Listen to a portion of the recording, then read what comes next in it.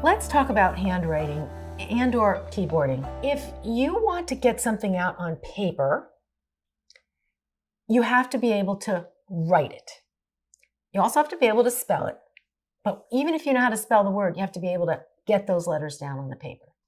And if students of any age have to put too much energy into thinking about how to form those letters, it's going to take energy away from the critical thinking parts of being able to write.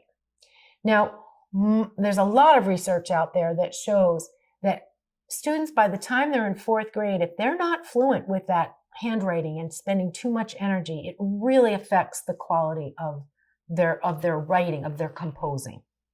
Now, there's uncertainty. There's no set answer to the question about should it be cursive, should it be manuscript, but we do know that whichever it is, students have to become fluent in that. Now, let's also make the connection to keyboarding or typing. Very young children they're not developmentally able to do the kind of, keyboarding that adults and older students can, but they can hunt and peck.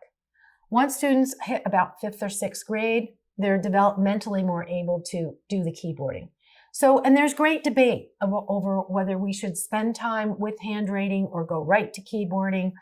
I'm not here to answer that question. I do believe that for elementary children in particular, there's also so much research that shows that if students are learning to handwrite the letters at the same time that they're learning the letter sound correspondences, that improves the letter writing, and it also improves the alphabetic knowledge that they're developing during a phonics lesson.